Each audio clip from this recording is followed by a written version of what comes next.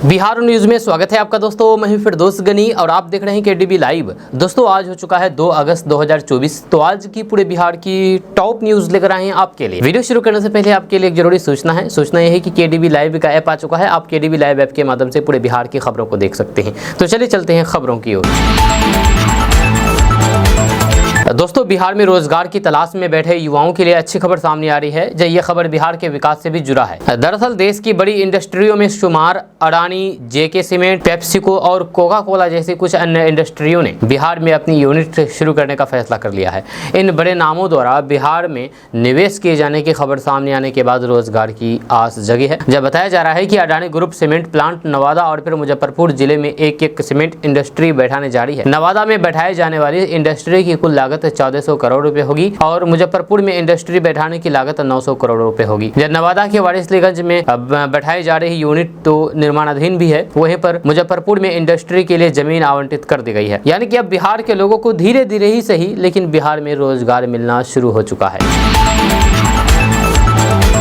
दोस्तों बिहार के पूर्णिया से सांसद पप्पू यादव ने कल लोकसभा में बिहार के छात्रों के लिए कई मांगे रखी है। उन्होंने संसद में मौजूद केंद्रीय रेल मंत्री अश्विनी वैष्णव के सामने ट्रेनों की दुर्दशा बताई और फिर इसमें सुधार किए जाने से संबंधित कई मांगे रखी है। पप्पू यादव ने लोकसभा में यह भी बताया है कि उनकी बेटी ने उनसे ट्रेन में महिलाओं की सुरक्षा व्यवस्था पर बातचीत की है। यह सांसद ने कहा कि मेरी बेटी नेशनल खेलती है। उसने मुझसे कहा कि पापा जब हम टीम के सदस्य के साथ ट्रेन से कहीं जाते हैं तो फिर सबसे ज्यादा बच्चियों की सुरक्षा, बाथरूम और हाइजीन चिकन की आवश्यकता होती है। उन्होंने मुझसे कहा कि पापा अगर ट्रेन में सबसे पहले किसी चीज की व्यवस्था करनी है तो वह आप मंत्री से आग्रह करिए कि ट्रेन का जो जनरल डिब्बा होता है उसकी खिड़की खुली रहती है। कोई बच्ची सोती है तो फिर खिड़की खुला रहता है, खिड़की में लगे लोहे टूट रहे हैं और उसकी स्थिति अच्छी नहीं होती है, जो कि सुरक्षा की दृष्टि से काफी अहम है। पप्पू यादव ने आगे कहा कि सफाई भी काफी महत्वपूर्ण है। महिलाओं के लिए अलग बाथरूम की आवश्यकता है और फिर पुरुषों के लिए अलग बाथरूम होने चाहिए। इसलिए महिलाओं के लिए बाथरूम की आवश्यकता पर ध्यान देने की जरूरत है। पप्पू यादव ने आगे कहा है कि प्लेटफॉर्म पर कहीं भी ढंग से वेटिंग हॉल नहीं है। जो वेटिंग हॉल है वो लोगों के सामान से भर जाता है।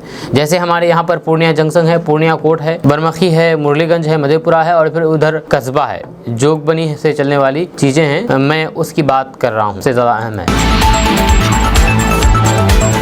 दोस्तों सीतामढ़ी के जेडीयू सांसद देवेश चंद्र ठाकुर एक बार फिर से अपने बयान को लेकर के सुर्खियों में हैं। उन्होंने भरी सभा में कहा कि हम सीतामढ़ी से चुनाव अपनी बदौलत जीते हैं। साथ ही साथ उन्होंने आरजेडी प्रमुख लालू प्रसाद यादव की जम करके तारीफ कर दी है। आपको बता दूं कि ये जदयू के सांसद हैं लेकिन तारीफ लालू प्रसाद यादव की कर रहे हैं। इसके साथ ही सीतामढ़ी सांसद देवेश चंद्र ठाकुर ने एक और बड़ा बयान दिया और कहा कि जदयू और बीजेपी मेरे साथ था या मेरे पीछे था ये हम नहीं जानते। मैंने जो काम किया है उसी का फल मिला है कि मैं चुनाव सीतामढ़ी से जीता। जब मेरे कहने का इशारा आप समझ रहे हैं। लोकसभा चुनाव में उनको हराने के लिए सभी पार्टियों ने साजिश रची थी। देवेश चंद्र ठाकुर ने यहां तक कह दिया कि बीजेपी और फिर जेडीयू लोकसभा चुनाव में उनके साथ खड़ी थी या फिर पीछे, उन्हें इस बात का भी ख्याल नहीं है। RJD, BJP, JDU, Congress, left समेत सभी पार्टियों ने मिलकर के उन्हें हराने की कोशिश की लेकिन अपने व्यक्तिगत संबंधों के कारण वे चुनाव जीते हैं। ये कहना है देवेश चंद्र ठाकुर का, जो कि सीतामढ़ी से सांसद है। इसके साथ ही उन्होंने आरजेडी सुप्रीमो लालू प्रसाद यादव की जमकर के तारीफ की है और कहा कि उनसे मेरा व्यक्तिगत रिश्ता बहुत ही अच्छा है। जब मैं पहली बार तिरहुत स्नातक क्षेत्र से चुनाव लड़ने के लिए जा रहा था तो फिर मैं लालू जी से मिला और कहा कि मैं चुनाव लड़ने जा रहा हूं। तो उन्होंने कहा कि अभी चुनाव कहां हो रहा है, तो तब मैंने कहा कि तिरहुत स्नातक क्षेत्र से। तो इसके बाद मैंने आग्रह किया है कि आप मेरी मदद करें और उन्होंने किया। देवेश चंद्र ठाकुर ने कहा कि मेरे खिलाफ कांग्रेस का उम्मीदवार चुनाव लड़ रहा था और मेरे जीतने के बाद उन्होंने बधाई भी दी। ये होता है नेता का वचन। उन्होंने कहा है कि लालू प्रसाद यादव जैसा सच बोलने वाला व्यक्ति आपको पूरे बिहार में कहीं भी नहीं मिलेगा। तब लालू यादव के सहयोगी कांग्रेस के प्रत्याशी से मेरा सामना था, लेकिन लालू जी ने हमें जुबान दिया और फिर अपने जुबान पर बने रहे और चुनाव में हमारा साथ भी दिए। दोस्तों बिहार में रहने वाले लोगों के लिए एक बड़ी खबर सामने आ रही है। ताजा रिपोर्ट्स के मुताबिक बिहार के 12 जिलों में कोल्ड स्टोरेज का निर्माण किया जाएगा। इसकी जानकारी बिहार सरकार के कृषि मंत्री मंगल पांडे द्वारा उपलब्ध करा दी गई है। खबर के अनुसार मंगल पांडे ने जानकारी देते हुए बताया है कि बिहार के बांका, मधुबनी, नवादा, औरंगाबाद, जमुई, सहरसा, मुंगेर, जहानाबाद, लखीसराय, शेखपुरा और वोल शिवहर में अभी कोल्ड स्टोरेज नहीं है, जिससे किसानों को अनाज रखने में परेशानी हो रही है। आपको बता दें कि बिहार के इन्हीं जिलों में सरकार ने कोल्ड स्टोरेज निर्माण का फैसला किया है। नए कोल्ड स्टोरेज टाइप 1 1 एवं टाइप 2 की स्थापना पर 50% अनुदान का प्रावधान किया गया है। जो लोग कोल्ड स्टोरेज बनाना चाहते हैं वे अनुदान का लाभ ले सकते हैं। सरकार के इस फैसले से बिहार के इन जिलों में जल्द ही कोल्ड स्टोरेज की व्यवस्था उपलब्ध हो जाएगी। इसके लिए सरकार के द्वारा अधिकतम 17,50,000 रुपये तक अनुदान दिया जाएगा। वहीं पर कोल्ड स्टोरेज के लिए सोलर प्लेट पर दिए जा रहे अनुदान को बढ़ाने की भी समीक्षा होगी। दोस्तों, बिहार सरकार ने ऊर्जा विभाग के प्रधान सचिव सीनियर IAS संजीव हंस को पद से हटा दिया है। जब वे बिना पद के ही अब रहेंगे। संजीव हंस के खिलाफ ईडी जांच कर रही है, जब उस पर गंभीर एक लड़की के साथ गलत काम करने का आरोप लगा है और साथ ही साथ आय से अधिक संपत्ति अर्जित करने का भी आरोप लगाया है। जब उनकी जगह ऊर्जा विभाग का चार्ज IAS संदीप पौड्रिक को दिया गया है। जब इस संबंध में सामान्य प्रशासन विभाग की ओर से अधिसूचना जारी कर दिया गया है। आपको बता दें कि सामान्य प्रशासन विभाग के आदेश में कहा गया है कि ऊर्जा विभाग के प्रधान सचिव संजीव हंस को प्रशासनिक दृष्टिकोण से पद और फिर अतिरिक्त प्रभार के दायित्व से मुक्त किया जाता है। संजीव हंस सामान्य प्रशासन विभाग में योगदान देंगे। हालांकि इस आदेश में ये नहीं कहा गया है कि सामान्य प्रशासन विभाग में किस पद पर योगदान देंगे। पद के बारे में जिक्र नहीं किया गया है। संजीव हंस को ऊर्जा विभाग से हटाने के बाद उनके पास के तमाम विभागों का चार्ज IAS संदीप पौड्रिक को दिया गया है। जब ऊर्जा विभाग के साथ साथ बिजली कंपनियों के CMD का भी प्रभार दिया गया है। संदीप पौड्रिक 1993 बैच के अफसर हैं। आपको बता दूं कि बिहार सरकार को संजीव हंस को पद से हटाने में 11 दिन का वक्त लगा है। जब 20 जुलाई को ईडी ने रेड डाली थी, जब उनके सरकारी आवास, कार्यालय समेत अन्य ठिकानों पर सर्च किया गया था। IAS अधिकारी संजीव हंस और फिर पूर्व विधायक गुलाब यादव के ठिकानों पर ईडी की छापेमारी की कार्रवाई 20 जुलाई और फिर 21 जुलाई को की गई थी। हंस के ठिकानों से बरामद दस्तावेज और फिर अन्य कागजातों से बड़ी संख्या में लेन देन से संबंधित हिसाब किताब का खुलासा हुआ है। दोस्तों, बिहार के लोगों के लिए बड़ी खबर सामने आई है, बड़ी खुशखबरी है। दरअसल बात यह है कि बिहार पुलिस में नौकरी पाने का सपना देख रहे या फिर परीक्षा की तैयारी कर रहे छात्रों को अब जल्द ही एक बड़ा मौका मिलने वाला है। दरअसल कार्मिक विभाग के DIG ने बताया है कि बिहार में जल्द ही सिपाही की भर्ती होगी। इसके अलावा सब इंस्पेक्टरों की भी भर्ती होने वाली है। कार्मिक विभाग के DIG संजीव कुमार मिश्रा ने बताया है कि 20,000 से अधिक सिपाहियों की नियुक्ति का प्रस्ताव है। इसके अलावा लगभग 2,000 सब इंस्पेक्टरों की नियुक्ति भी होगी। DIG ने बताया है कि इन भर्तियों के लिए प्रक्रिया शुरू कर दी गई है। DIG ने यह भी साफ कर दिया है कि ये नियुक्तियां इसी साल की जाएगी। आपको बता दूं कि अभी एक दिन पहले ही CSBC ने बिहार पुलिस कांस्टेबल भर्ती परीक्षा के एडमिट कार्ड जारी किए गए थे। अभ्यर्थी csbc.bih.nic.in पर जाकर के अपना एडमिट कार्ड डाउनलोड कर सकते हैं। इस एडमिट कार्ड पर उम्मीदवार के नाम के अलावा उनके पिता का नाम, परीक्षा केंद्र का और नाम और फिर क्रमांक, संख्या इत्यादि अंकित किया गया है। बिना एडमिट कार्ड के अभ्यर्थी को परीक्षा केंद्र में प्रवेश की अनुमति नहीं होगी।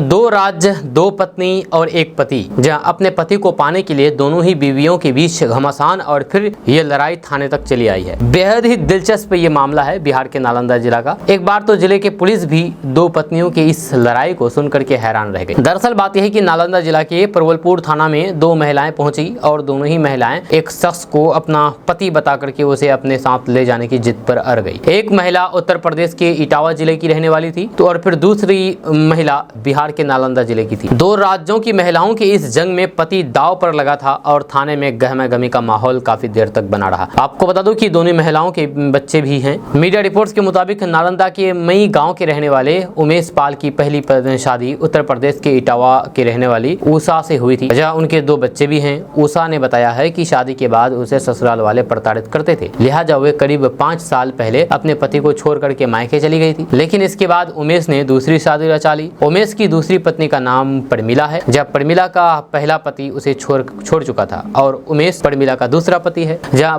प्रमिला ने मीडिया से बातचीत में कहा कि वे मेरा पहले पति था, लेकिन मैं उसे कुछ लेती नहीं थी। जब मैं खुद मेहनत मजदूरी करके अपना खर्च चलाती थी, लेकिन अब उमेश से शादी कर ली है और फिर पिछले करीब 1.5 साल से साथ में रह रहे हैं। लेकिन अब उषा कह रही है कि वो मेरे पति को लेकर के चली जाएगी तो फिर आखिर में क्यों ले जाने दूंगी मैं। जहाँ उषा ने 5 साल से अपने बच्चे या फिर पति को क्यों नहीं खोजा। इधर थाने में पहुंची उषा ने कहा कि मैं इटावा की रहने वाली हूं, जहां उमेश से मेरी शादी हुई थी 5 साल पहले, लेकिन मुझसे मारपीट किया करता था, इसलिए मैं अलग रहती थी। लेकिन अभी मेरे पति ने दूसरी महिला से कोर्ट मैरिज कर लिया है, जहां हम ये चाहते हैं कि मेरे पति और मेरे बच्चे मेरे साथ पास रहे, मेरे साथ रहे। वहीं पर इधर 2 पत्नियों की जंग में उलझे पति ने अपनी इच्छा भी मीडिया के सामने में जाहिर कर दी है। उमेश पाल ने बताया है कि उषा से पहले उनकी शादी हुई थी, लेकिन जब पत्नी से लड़ाई होने लगी तो फिर पंचायत बुलाई गई और फिर वहाँ वह किसी दूसरे लड़के के साथ हाथ पकड़ कर चली गई। जहाँ उमेश ने कहा कि जब वह चली गई तो फिर जेवर भी साथ ले गई, मेरी तो इज्जत चली गई। पति ने कहा है कि अब वो प्रमिला के साथ रहना चाहते हैं। बताया जा रहा है कि पति के इस फैसले के बाद उषा वहां से चली गई है। दोस्तों महीना चेंज हो चुका है, यानी कि जुलाई का महीना खत्म हो चुका है, अब अगस्त शुरू हो चुकी है। अगस्त महीने के पहले दिन ही आम लोगों पर महंगाई की मार पड़ी है, क्योंकि एलपीजी सिलेंडर के दाम बढ़ गए हैं। जहां अगर आप भी अपने घर पर एलपीजी सिलेंडर यूज करते हैं तो आपके लिए ये बड़ी खबर है। आपको बता दूं कि 1 अगस्त की सुबह अपने साथ महंगाई की मार लेकर के आई है। सरकारी तेल कंपनियों ने महीने के पहले दिन यानी कि कल एलपीजी सिलेंडर के दाम जारी कर दिए। इसके बाद सिलेंडर के दाम में बढ़ोतरी देखने को मिली, जिसका असर सीधे आप पर पड़ने वाली है, जो आपकी जेब पर पड़ने वाली है। दरअसल सरकारी तेल कंपनियों द्वारा जारी किए गए रेट के बाद 19 किलोग्राम वाले कमर्शियल सिलेंडर के दाम में तेजी देखने को मिली है। जहाँ देश के अलग अलग शहरों में रेट 8 से 9 रुपए बढ़ गए हैं। हालांकि केवल कमर्शियल सिलेंडर महंगा हुआ है, घरेलू सिलेंडर के दाम में कोई भी बदलाव नहीं किया गया है, कोई भी कमी नहीं की गई है, नहीं बढ़ोतरी की गई है, सिर्फ कमर्शियल सिलेंडर में ये बदलाव हुआ है।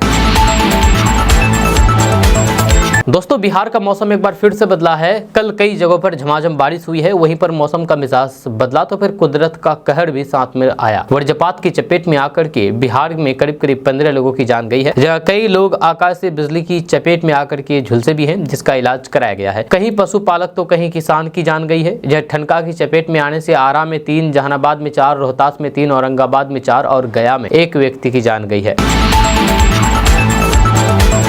अगर आप बेरोजगार हैं तो आपके लिए बहुत अच्छी खबर है, खुशखबरी वाली खबर है। दरअसल बात यह है कि बिहार में अगर आप बिजनेस करना चाहते हैं तो आपके लिए एक अच्छी खबर है। दरअसल ताजा रिपोर्ट्स के मुताबिक बिहार में मुख्यमंत्री उद्यमी योजना के लिए 16 अगस्त तक आवेदन कर सकते हैं। इसको लेकर के दिशा निर्देश जारी कर दिया गया है। खबर के अनुसार उद्योग विभाग के अपर मुख्य सचिव संदीप पॉड्रिक ने अपने आधिकारिक एक्स हैंडल पर जानकारी देते हुए कहा कि मुख्यमंत्री उद्यमी योजना के लिए ऑनलाइन आवेदन करने की अंतिम तिथि को 16 अगस्त तक के लिए बढ़ा दिया गया है। आपको बता दें कि बिहार में नए उद्योगों की स्थापना के लिए सरकार के द्वारा ये योजना चलाई जाती है। इस योजना के तहत विशेष प्रोत्साहन के साथ सरकार अधिकतम 10 लाख रुपए तक लोन देती है, जिसमें 5 लाख रुपए अनुदान होता है तथा 5 लाख रुपए ऋण के रूप में मिलता है। अब आप सोच रहे होंगे कि आवेदन कैसे करें, तो आपको बता दूं कि बिहार के युवा मुख्यमंत्री उद्यमी योजना के लिए आवेदन उद्योग विभाग की आधिकारिक वेबसाइट पोर्टल www.udyami.bihar.gov.in पर जाकर के ऑनलाइन के द्वारा आवेदन कर सकते हैं। आवेदन की अंतिम तिथि 16 अगस्त 2024 तक है। दोस्तों बिहार में रहने वाले लोगों के लिए एक बड़ी खबर सामने आ रही है। ताजा रिपोर्ट्स के मुताबिक बिहार में एक बार फिर से मानसून एक्टिव हुआ है, जिसके कारण बिहार के 16 जिलों में बारिश ठनका का अलर्ट जारी कर दिया गया है और लोगों को सावधान रहने के निर्देश दिए गए हैं। जब खबर के अनुसार बंगाल की खाड़ी में साइक्लोनिक सर्कुलेशन बना हुआ है, जिसकी वजह से पटना समेत बिहार में मानसून करीब 10 दिन बाद एक्टिव हुआ है। इससे बिहार के कुछ जिलों में गरज के साथ तो कुछ जिलों में हल्की सी बारिश हो सकती है। आपको बता दूं कि पटना, अरवल, नालंदा, बेगूसराय, लखीसराय, औरंगाबाद, शेखपुरा, रोहतास, नवादा, भोजपुर, गया, बक्सर, जहानाबाद और कैमूर में आज चमक गरज के साथ बारिश हो सकती है। वहीं पर इन जिलों में 1-2 स्थान पर ठनका गिरने की भी संभावना जताई गई है। वहीं पर कल बिहार में ठनका गिरने की वजह से यानी कि वज्रपात की वजह से बिजली चमकने की वजह से 13 लोगों की जान गई है। इनमें सासाराम और जहानाबाद में 3-3, सारण और औरंगाबाद, नालंदा में 2-2 और जमुई में 1 की जान गई है। इसीलिए खराब मौसम के दौरान सावधानी बरतें और हरे पेड़ पौधे तथा बिजली के खंभे से दूरी बना करके रहें। खबर बिहार के दरभंगा से सामने आई है। बिहार के दरभंगा में बारिश के लिए लोगों ने ईदगाह में दुआएं मांगी है। जहां अल्लाह मेघ दे, पानी दे, पानी दे, जिंदगी दे कहते हुए लोग ईदगाह में इस्तिका की नमाज के लिए पंक्ति में खड़े हो गए। कई जगहों से लोग आकर के ईदगाह में बारिश के लिए दुआएं कर रहे थे। जहां इस्लाहिया शंकरपुर के शिक्षक हजरत मौलाना मुफ्ती अबू बकर ने कहा कि इस्तिका की नमाज विशेष रूप से सूर्योदय के बाद किसी खुले स्थान पर या फिर मस्जिद के अंदर अदा की जाती है। इस्तिका का वक्त अहले सुबह सूर्योदय से 10-20 मिनट बाद शुरू होता है और दिन के 1/4 वक्त तक रहता है, जब बारिश नहीं होने से इंसान से लेकर के पशु पक्षी सब परेशान हैं। जब मौलाना सईद साहब ने कहा कि आज के आधुनिक युग में इंसान कुदरत के नायाब पेड़ पौधे को खत्म कर रहा है। आप सभी पौधारोपण करके पर्यावरण संरक्षण को बढ़ावा दें।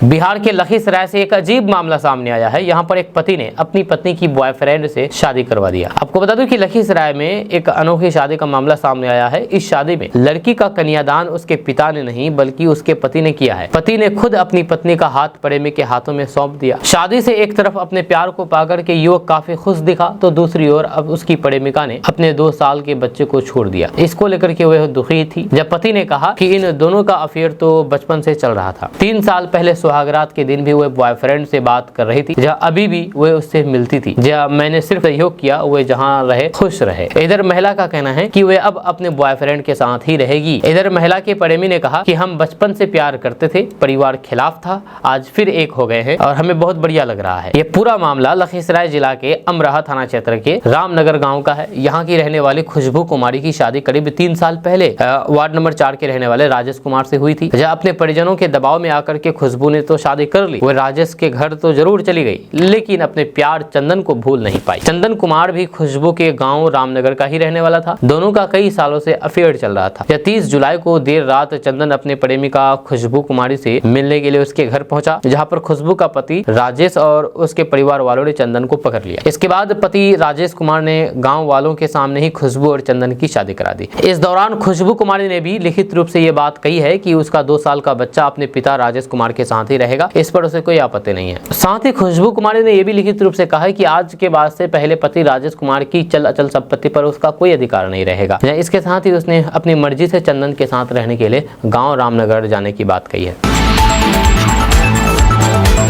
दोस्तों, बिहार में पिछले 10 से 15 सालों से बालू के नाम पर कई तरह के खेल हुए हैं। हालात यह है कि घर बनाने चले व्यक्ति को बालू खरीदना सोना खरीदने के जैसा बराबर बन गया है। लेकिन अब बिहार सरकार ने नई व्यवस्था लागू कर दी है। अब बालू के लिए ऑनलाइन ऑर्डर किया जा सकता है, यानी कि अब आप ऑनलाइन के द्वारा भी बालू अपने घर मंगा सकते हैं घर बैठे। जी हाँ, अब जैसे कि घर बैठे कोई सामान ऑनलाइन ऑर्डर करते हैं, उसके बाद आपके घर पर डिलीवरी होती है। सेम उसी तरीके से आप बालू भी ऑनलाइन के द्वारा ऑर्डर कर सकते हैं और आपके घर पर ये डिलीवरी होगी। जब बिहार के डिप्टी सीएम और खनन मंत्री विजय कुमार सिन्हा ने इसकी जानकारी देते हुए बताया है कि लोगों को सरल और पारदर्शी तरीके से बालू, गिट्टी और दूसरे लघु खनिज उपलब्ध कराने के लिए नई व्यवस्था लागू की जा रही है। अब बिहार सरकार के खान एवं भूतत्व विभाग बिहार सरकार ने बालू मित्र पोर्टल विकसित करना शुरू कर दिया है। इस पोर्टल के माध्यम से कोई भी व्यक्ति घर बैठे ही बालू की ऑनलाइन खरीद कर सकता है। बालू की खरीद के बाद उसकी होम डिलीवरी भी सुनिश्चित होगी। दोस्तों, बिहार में रहने वाले लोगों के लिए एक बड़ी खबर सामने आ रही है। ताजा रिपोर्ट्स के मुताबिक नीतीश सरकार बिहार के सभी पैक्स को डेयरी कारोबार से जोड़ेगी। साथ ही साथ इन्हें डेयरी कारोबार करने के लिए 20 लाख रुपए तक का लोन भी उपलब्ध कराएगी। खबर के अनुसार पैक्सों को आर्थिक रूप से मजबूत करने के लिए पहले चरण में 2560 पैक्सों को डेयरी कारोबार से जोड़ा जाएगा। साथ ही साथ अगले 2 वर्ष में सभी 8463 पैक्सों को चरणबद्ध तरीके से बहुउद्देशीय कारोबार से जोड़ा जाएगा, जिससे पैक्स की आर्थिक स्थिति मजबूत होगी। आपको बता दूं कि इन पैक्सों में दूध संग्रह का भी काम होगा और यहाँ से सुधा डेयरी द्वारा दूध का उठाव किया जाएगा। इसको लेकर के नीतीश सरकार ने प्लान तैयार कर लिया है। जल्द ही इस प्लान की स्वीकृति मिल सकती है और फिर इसे राज्य में लागू किया जा सकता है। दोस्तों, बिहार में शिक्षक बहाली को लेकर के जल्द ही चौथे चरण का विज्ञापन निकाला जाएगा। जहां चौथे चरण में 1,60,000 शिक्षकों के खाली पड़े पदों पर वैकेंसी निकाली जाएगी। बीपीएससी शिक्षक बहाली तीसरे चरण की रिजल्ट आने के बाद ही चौथे चरण की शिक्षक बहाली परीक्षा की वैकेंसी निकलेगी। इसमें कंप्यूटर शिक्षकों के 25,000 पद से अधिक होने की संभावना है। इसके अलावा माध्यमिक और फिर उच्च माध्यमिक विद्यालयों में विज्ञान, गणित और भाषा विषयों के पदों पर भी अच्छी खासी वैकेंसी निकलेगी। आपको बता दें कि बिहार सरकार ने मार्च में आई शिक्षक भर्ती नियमावली में संशोधन किया है। इसके तहत अब शिक्षक अभ्यर्थी 3 के बजाय 5 अटेम्प्ट दे सकते हैं, यानी कि जो अभ्यर्थी 3 बार एग्जाम देकर के फेल हो गए हैं, पास नहीं हो पाए हैं, तो वह अब 5 बार दे सकते हैं, यानी कि 2 बार और उनको मौका मिलेगा अलग से। ये बहुत ही बढ़िया है। दोस्तों, अनुराग ठाकुर के बयान पर राहुल गांधी को अपमानित करने का विपक्ष के आरोपों पर केंद्रीय मंत्री गिरिराज सिंह ने बड़ा बयान दिया है। उन्होंने कहा है कि अनुराग ठाकुर ने जाति पूछ के कौन सा गुनाह किया है। गिरिराज सिंह ने अनुराग ठाकुर के बयान का समर्थन करते हुए आगे कहा कि कोई मुझसे जाति पूछे, धर्म पूछे तो फिर क्या दिक्कत है, लेकिन मैं ही पूछता हूँ, राहुल जी आप बताइए आपकी जाति क्या है, आपका धर्म क्या है, वो नहीं बताएंगे। राहुल गांधी पर निशाना साधते हुए केंद्रीय मंत्री गिरिराज सिंह ने कहा कि इनका उद्देश्य हिंदुओं को गाली देना और सनातन को तोड़ना है। मां और बेटे राहुल गांधी और सोनिया गांधी का उद्देश्य भारत के सनातन को खंडित करना है। दोस्तों पेरिस ओलंपिक में जमुई विधायक के निशानेबाज श्रेयसी सिंह का बुधवार को सफर खत्म हो गया है। यह शूटिंग की वीमेन ट्रैप कैटेगरी में श्रेयसी सिंह टॉप 6 में स्थान बनाने में नाकामयाब रही है। इससे वे ओलंपिक से बाहर हो गई है। कुल 113 शॉट्स लगा करके वे 23वें स्थान पर रही है। जब पहले राउंड में 22, दूसरे राउंड में 22, तीसरे में 24, चौथे में 24 शॉट और फिर पांचवें में 23 शॉट लगाए। आपको बता दूं कि श्रेयसी सिंह ओलंपिक में भारत का प्रतिनिधित्व करने वाली देश की पहली विधायक है। श्रेयसी का चयन पेरिस ओलंपिक के लिए भारतीय निशानेबाज टीम में हुआ था। वह बिहार की पहली एथलीट है जिन्होंने समर ओलंपिक के लिए क्वालिफाई किया है। दोस्तों मानसून की बेरुखी से बिहार में सावन महीने भी सूखा बीत रहा है। जी हाँ, आपको बता दें कि अब तक औसतन 60% कम बारिश हुई है। पानी नहीं होने से बिहार के खेतों में अब दरारें पड़ने लगी है। 31 जुलाई के बाद भी बिहार में सिर्फ 55% रोपनी हुई है। सिंचाई के अभाव में बिचड़ा और धान बचाना किसानों के लिए चुनौती बन रही है। कृषि विशेषज्ञों का मानना है कि आगे एक सप्ताह और बारिश नहीं हुई तो 20% तक उत्पादन गिरने की आशंका है। इससे किसानों को करीब 2000 करोड़ की चपत लग सकती है। 1 जून से 31 जुलाई तक बिहार में सामान्य से 37% कम बारिश हुई है। इस कारण पूरे बिहार में रोपनी की रफ्तार सुस्त रही। जय कृषि विभाग ने इस वर्ष 36 लाख हेक्टेयर में धान की खेती का लक्ष्य रखा है। अभी तक लगभग 22 लाख हेक्टेयर में रोपनी हुई है। दक्षिण के जिलों में 50% से कम रोपनी सबसे ज्यादा प्रभावित दक्षिण बिहार है। आपको बता दूं कि यहाँ के ज्यादातर जिलों में 12 से 40% ही रोपनी हो सकी है। इसमें जमुई, बांका, गया, मुंगेर, लखीसराय, अरवल, औरंगाबाद, नवादा, शेखपुरा, जहानाबाद और भागलपुर शामिल है। वहीं पर पटना, भोजपुर, सारण और नवादा जिले में 40 से 50% तक रोपनी हुई है। वहीं पर मुजफ्फरपुर, बक्सर, रोहतास, कैमूर में 50 से 60% क्षेत्र में धान रोपनी हो चुकी है। वहीं पर कोसी और उत्तर बिहार की स्थिति थोड़ी ठीक है। मधेपुरा, सिवान,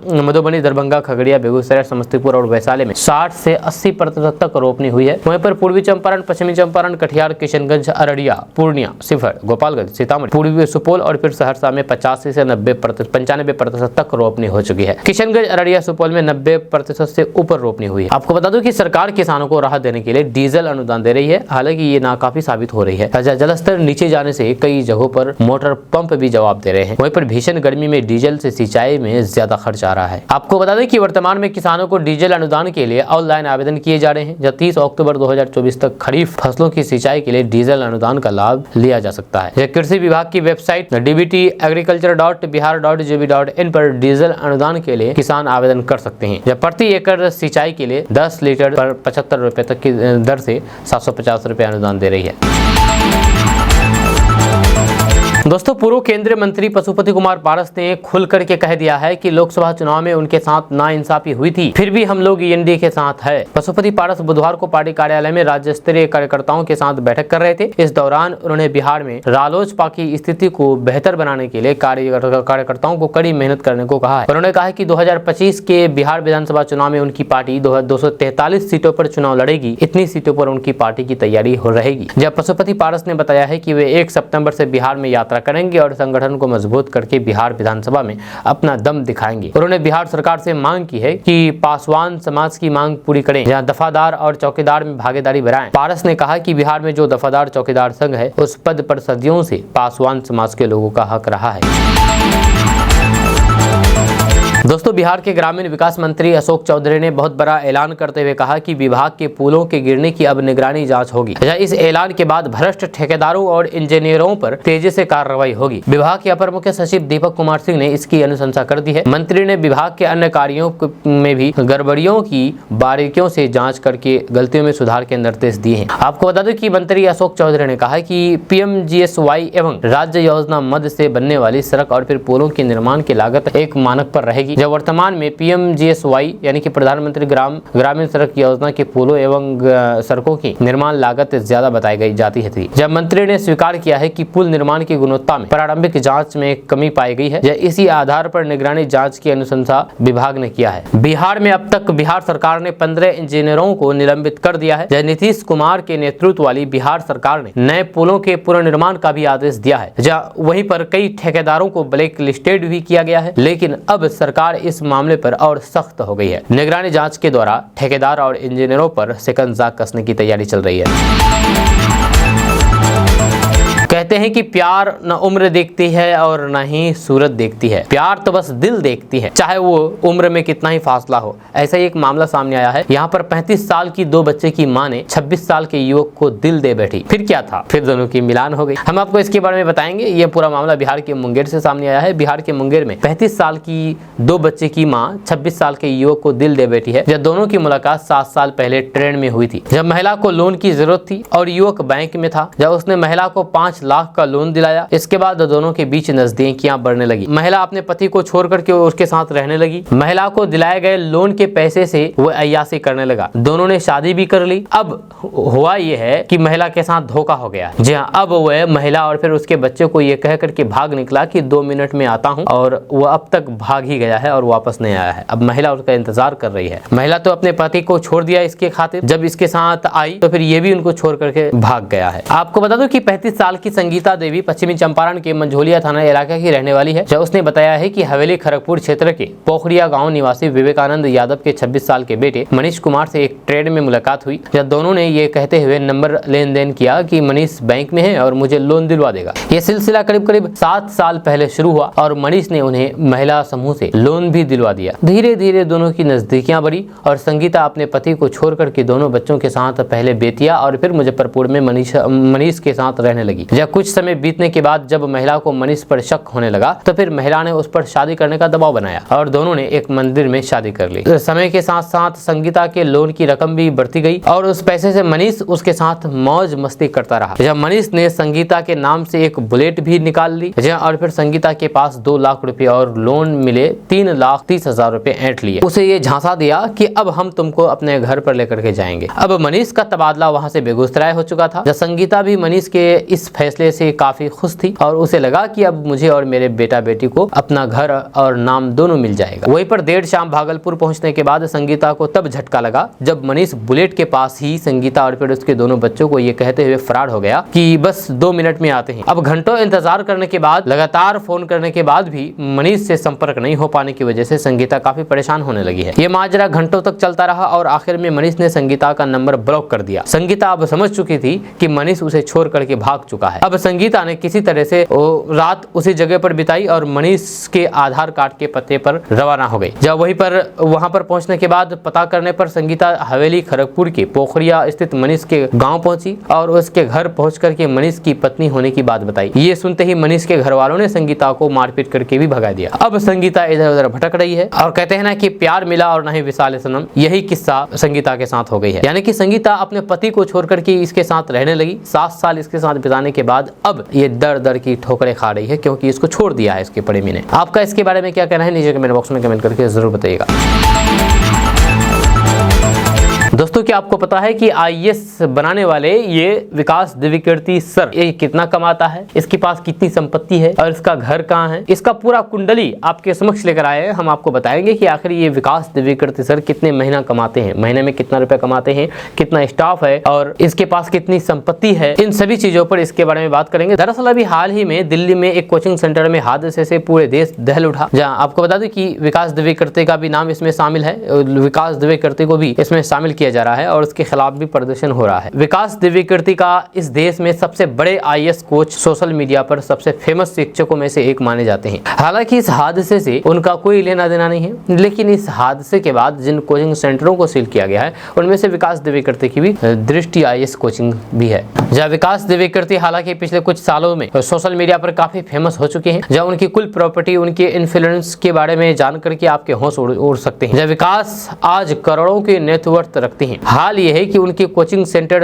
दृष्टि आईएएस में 1200 से ज्यादा तो सिर्फ स्टाफ है। जहाँ बहुत से कोचिंग सेंटर में पढ़ने वाले छात्र 1200 नहीं होते हैं, लेकिन विकास दिव्यकीर्ति का स्टाफ 1200 से ज्यादा है। ये बात खुद उन्होंने 2023 में एक इंटरव्यू में बताई थी। जब विकास दिव्यकीर्ति की कमाई की बात की जाए तो एक वेबसाइट ने दावा किया है कि उनकी कुल प्रॉपर्टी 25 करोड़ से ज्यादा है। जहाँ उनकी कमाई के बारे में वेबसाइट में दावा किया जाता है कि वे हर महीने 20 लाख रुपए से ज्यादा कमाते हैं। जहाँ आपकी जानकारी के लिए बता दें कि विकास दिव्यकीर्ति IAS की कोचिंग शुरू करने से पहले गृह मंत्रालय में भी काम कर चुके हैं। उन्होंने खुद एक इंटरव्यू में बताया था कि साल 1996 में पहले ही प्रयास में उन्होंने IAS क्लियर किया था। उन्होंने इंटरव्यू में बताया था कि पहले ही प्रयास में पूरे इंडिया में IAS में उनकी 384 रैंक आई। 1998 में उन्हें गृह मंत्रालय में ज्वाइनिंग मिली, लेकिन उन्होंने कुछ महीने में ही नौकरी छोड़ दी, इस्तीफा देकर के खुद का कोचिंग सेंटर शुरू कर दिया। जब विकास दिव्यकीर्ति ने बताया था कि उन्होंने 2-3 लोगों के स्टाफ के संग कोचिंग शुरू किया था। अब ये कोचिंग सेंटर देश के सबसे प्रसिद्ध IAS कोचिंग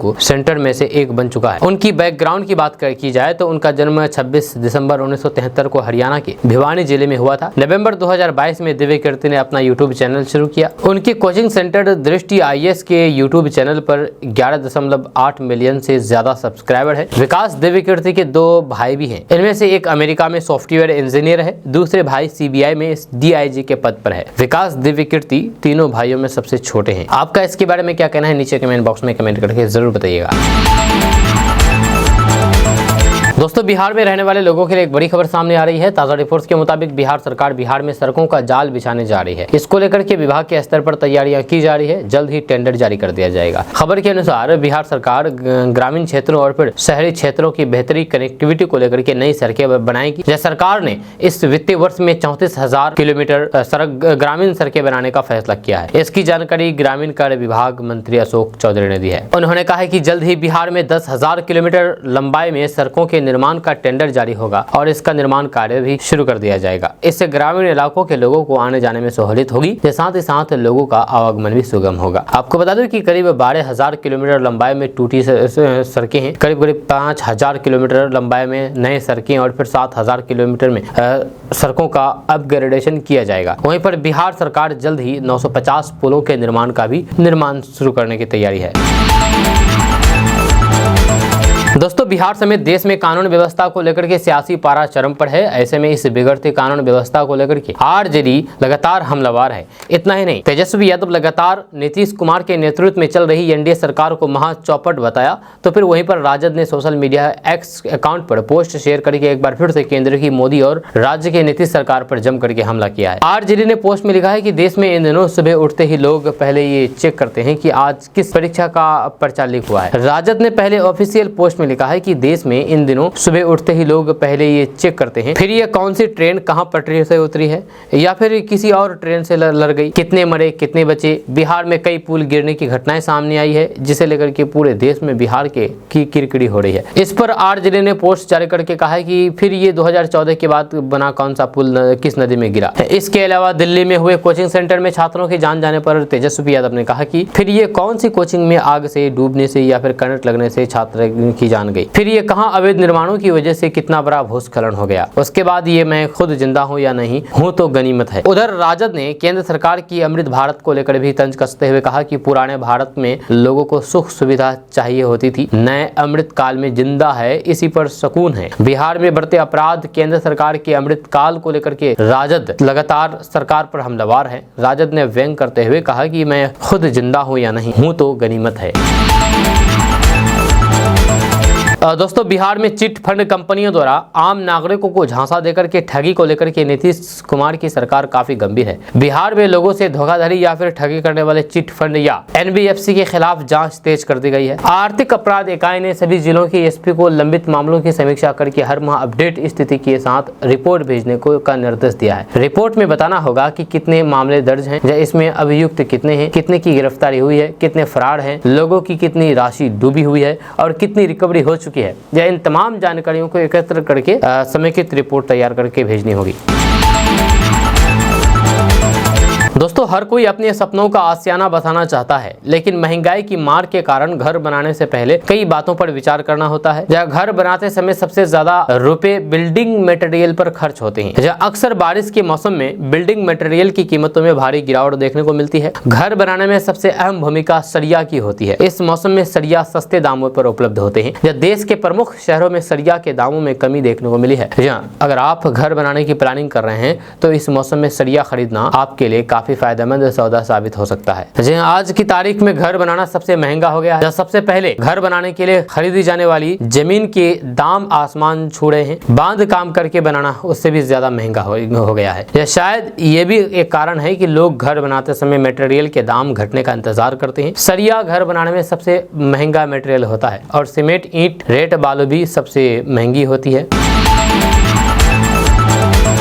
दोस्तों तेजस्वी यादव 15 अगस्त के बाद बिहार यात्रा पर निकलने वाले हैं, जिसको लेकर के आरजेडी इसकी पूरी तैयारी में जुट गए हैं कि कहां से ये यात्रा शुरू होगी, उसके बाद कहां जाएगी, फिर कहां जाएगी। इससे भी रूट मैप अभी तैयार किया जा रहा है। आपको बता दूं कि माना जा रहा है कि अपनी बिहार यात्रा के दौरान तेजस्वी यादव सत्ता पक्ष को विभिन्न मुद्दों पर घेरने की कोशिश करेंगे। जब बिहार में जाति आधारित गणना के बाद सरकार ने आरक्षण की सीमा बढ़ा दी थी। जातिगत जनगणना से मिल रही आंकड़ों के आधार पर महागठबंधन सरकार ने अनुसूचित जाति के लिए आरक्षण की सीमा 16 से बढ़ाकर के 20%, अनुसूचित जनजाति के लिए 1 से बढ़ाकर के 2%, अत्यंत पिछड़ी जाति के लिए 18 से बढ़ाकर के 25% और अन्य पिछड़ा वर्ग के लिए 15 से बढ़ाकर के 18% की थी। इस पर जाति आधारित आरक्षण की कुल सीमा 50 से बढ़ाकर के 65% हो गई थी। अब इसको लेकर के तेजस्वी यादव पूरे बिहार में घूम करके बताएंगे और अपनी उपलब्धियों के बारे में लोगों को जानकारी देंगे और कहेंगे कि देखिए हमने आपके लिए आरक्षण की सीमा बढ़ाई थी, जो कि 15 अगस्त के बाद यात्रा शुरू होने वाली है।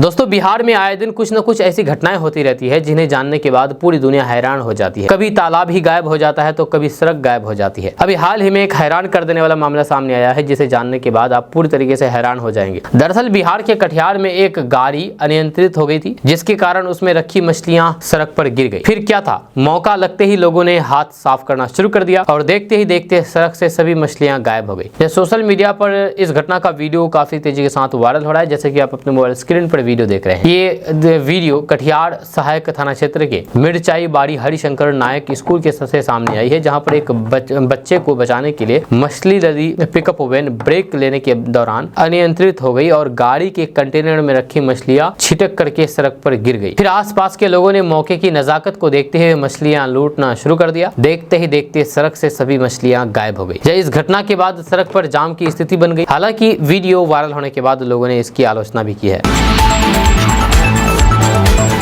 अगर आप बेरोजगार हैं और बिहार के रहने वाले हैं तो आपके लिए अच्छी खबर है, क्योंकि अब आप मधुमक्खी पालन करके भी अपने रोजगार चला सकते हैं। दरअसल बात यह है कि बिहार में अगर आप मधुमक्खी पालन करना चाहते हैं तो आपके लिए ये अच्छी खबर है। ताजा रिपोर्ट्स के मुताबिक बिहार सरकार मधुमक्खी पालन के लिए लोगों को 75% अनुदान दे रही है। अनुदान का लाभ लेकर के आप मधुमक्खी पालन कर सकते हैं। खबर के अनुसार योजना का लाभ नए मधुमक्खी पालकों को ही दिया जाएगा। मधुमक्खी पालकों को मधुमक्खी बक्सा, मधुमक्खी छत्ता, मधुमक्खी निष्कासन यंत्र एंड फूड ग्रेड कंटेनर आदि की खरीद कर सरकार उन्हें 75% तक अनुदान उपलब्ध कराएगी। आपको बता दें कि मधुमक्खी बक्सा एवं कॉलोनी की इकाई दर 4,000 रुपए है तथा मधु निष्कासन इकाई की दर 20,000 रुपए है, जिस पर सामान्य जाति के लोगों को 75% अनुदान, जबकि अनुसूचित जाति एवं जनजाति के लिए 90% अनुदान दिया जाएगा बिहार सरकार की तरफ से। जहाँ यानी कि मधुमक्खी पालन करने के लिए बिहार सरकार आपको पैसे देगी, वो भी फुल पैसे। जी हाँ, 90% मान के चले फुल ही पैसे, 10% सिर्फ आपको अपने जेब से लगेंगे। वहीं पर 50 किलोग्राम क्षमता वाले फूड ग्रेड कंटेनर की इकाई वाली राशि 8,000 रुपए है, जिस पर 75% अनुदान मिलेगा। तो ऐसे में अगर आप मधुमक्खी पालन करना चाहते हैं तो इस योजना का लाभ जरूर उठाएं, क्योंकि बिहार सरकार ये आपके लिए अच्छा मौका लेकर के आया है।